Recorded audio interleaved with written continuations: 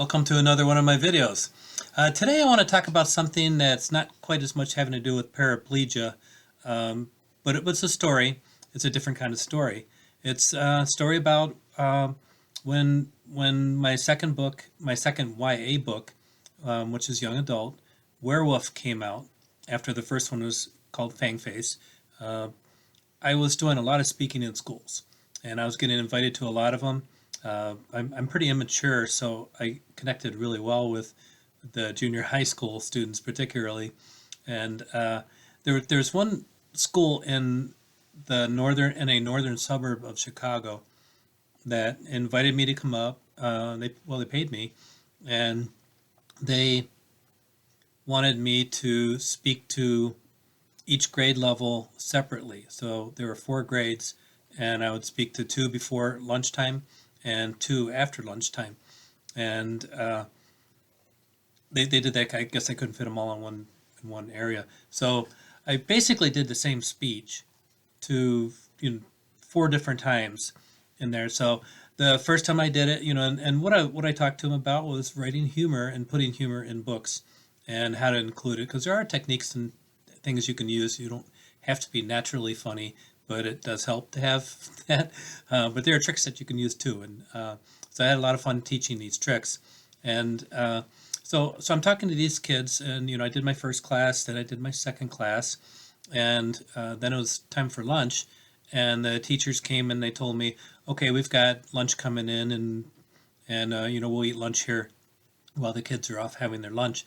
And I said, no, I'm going to have lunch with the kids. And they go, really? Yeah, I go, yeah, I'm going to have lunch with the kids.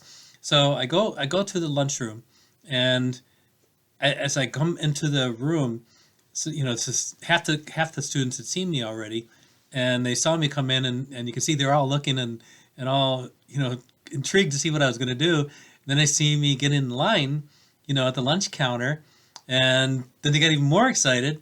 And then I got a lunch, I had it on a tray, and I turned around and I said, I'm going to sit with the kids. And they went nuts. It was great. So they're like, sit with us, sit with us. So I spent the lunch hour going around, and I would sit at one table with some kids, and they go, well, who are you guys? And, yeah, we're the nerds. And I would sit with some other kids, and they go, yeah, we're this. And so I sat with different, I moved around about four times during the lunch hour so I could, get time with a lot of different kids. And I remember this one in particular. He was from the jock table. He said, I gotta show you something, man. And I go, okay, let's see it. He takes a plastic bottle of water, and he chugs it in like one gulp, and then he smashes it against his head, and he threw it down, and then he grabs a can of Coke, and he takes that, slurps that down in one gulp, then he smashes the can against his head as well. This big kid, he's bigger than me. And they said, "Oh, what do you think of that?" I go, "That's really cool, man. I'm not going to do it."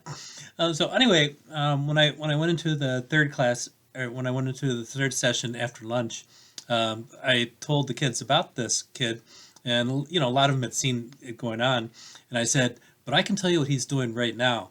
And do you know what he's doing right now?" And they go, "No, we don't know what he's doing." He's going, "I gotta pee, I gotta pee, I gotta pee, I gotta pee." And so they got a fun time out of that. So I ended up, and I did my third session. Then in my fourth session, this is where it gets another little bit of fun to it. Is I'm talking to the kids. Now the teachers had seen me talk already through sessions 1, 2, and 3. So here I am in fourth one. They know what I'm going to say.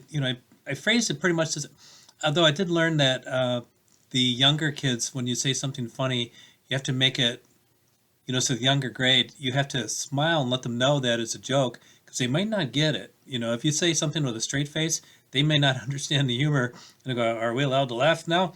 So you have to kind of let them know. But with the older kids, you didn't need to do that. You can say it with a straight face, and they get it, and they're laughing. So anyway, I'm talking to these kids, and the oldest ones in the school, and as I'm talking to the kids, the teachers off to the right of me, they were all sitting that way, were a little restless, and they started talking with each other, and just, I mean, they weren't being rude or anything, but they're just talking to each other, and you could see them kind of like whispering each other and that kind of thing. And as I was talking, it did distract me. So I'm talking to these kids, And then I paused, and I'm looking at the kids, they're looking at me. Then I turn and I look at the teachers. All the kids turned, looked at the teachers at the same time. So we're all looking at teachers. Teachers had no idea because they weren't looking at the kids, they weren't looking at me. They didn't realize everyone's staring at them. And then I turn around, looking back at the kids again, and they're looking at me again. Then I go, shh. So they all turn around and do this massive shush at the teachers. It was hilarious. I loved it. So the kids were right on with that, and they loved being able to admonish their teachers. So they had a lot of fun. But I do want to tell you one of the cool things I did that I did for this purpose of being able to make my books more available to the kids. Uh, when I told you the book I did was Werewolf, which was a sequel to Fang Face. I did it on purpose as a standalone because I decided my first three books, The Adventures of Guy, The Next Adventures of Guy, and Fang Face, were all traditionally published. And for me to make the books available to the kids, it was expensive. I mean, I got a certain number of author copies for free, but not enough to give to, hundreds of kids. So in order for me to get the books, I had to pay something like $8 for them. So in order to sell them to the kids, some places I was going in Chicago, they didn't have a lot of money, and they just, I wanted to make the book more available to kids. So I decided with Werewolf to self-publish it, even though my publisher wanted the book. And by self-publishing it, I could get the book myself for a little over $3. And then I could make the books available to the kids for practically nothing, for under $5. And was able to sell way, way, way more of them because, $5 is way less than $10, especially when you get in some parts of Chicago. But I do want to talk about Chicago as well. There was a private, I don't know what they call them. Some kind. They were a private charity type thing that they actually bought a copy of because the books were so inexpensive. They weren't related to the schools, but they donated things to the school, and they're the ones that paid for me to come. And they bought a copy of the book for the entire school. Every single kid in the school got a copy of my book. That was paid for. We couldn't be paid with public funds, so it was paid with private funds, and so they made it all available to them. I also did talks in all four of the Joliet junior high schools, and just had a blast talking to them as well. And even when I was unable to see them anymore, I think it was about when Moon came out, which was my third young adult book. That's this guy here. When this came out, this is a story about a dog and a cat that get turned into werehumans by their weremaster or by their werewolf master, and they're humans and trying to deal with it. And so anyway, with Moon, since I'm paralyzed now, I can't get into schools. I just can't go visit them. Maybe I could do Zooms or something like that, but that's not the same as being in front of the kids. And I'm a little bit more funny when I'm there in person than I am on videos. I'm not that comfortable on videos because I don't get the laughter and everything that kind of helps spur me to comedy with things. So anyway, with Moon, I sent about 30 of these books to one of the Joliet junior high schools just to send it to them, just so they could have it. I didn't charge them anything for it, and I was hoping some other authors would do it as well, but I couldn't really get any other people on board with it. But so Moon came out, and another book came out, and I've talked about this as well too. And this is The Shadow, and this is about a boy who goes to an eclipse event and gets separated from his shadow from the eclipse somehow, and the shadow comes to life, and it has enemies, and the boy has enemies because everyone thinks he's a freak or a demon or something.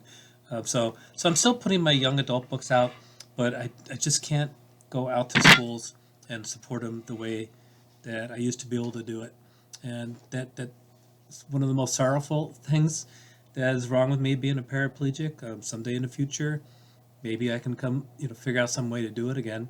But in the meantime, I'm doing, I am coming out with young adult books on occasion with things. And I have talked about my other book here. This is my most recent one, Conundrum. And this is about a kid, but it's not for kids. This is about a kid that gets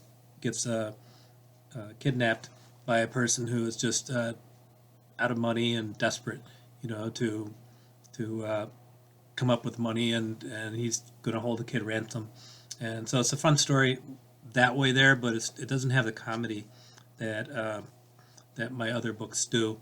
In fact, there's practically no comedy in it whatsoever. There's nothing fun about being kidnapped and things. But it's a good story. I like the story, but it was fun to do something else different than how I normally wrote.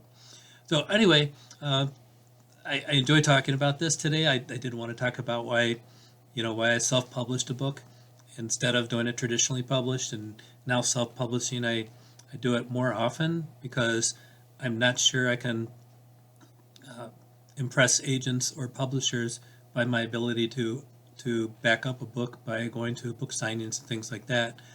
So I might be done being traditionally published, but that doesn't matter. I like to write, and whether people are reading it, whether they're getting it in schools, whether in libraries or whatever, I love it if people can read my stuff. You can find my books on Kindle. You can find them on Amazon. Well, you can get a paperback on Kindle. Although I think Moon, you can also get it as a hard copy if you want it that way too. The rest of them I made sure that they're on paperback. But the Kindles, if you have a Amazon Prime, you can read any of my books for absolutely free. And if you don't have a Kindle, it's not a problem because you can download a reader into any tablet or any computer, from the Amazon website. And so that way you can check out my books. So I wish you would do that. Meanwhile, you can check me out. My website is www.normcowie.com. That's COWIE. And thanks for listening. I hope you do some reading too. Thanks. Bye-bye.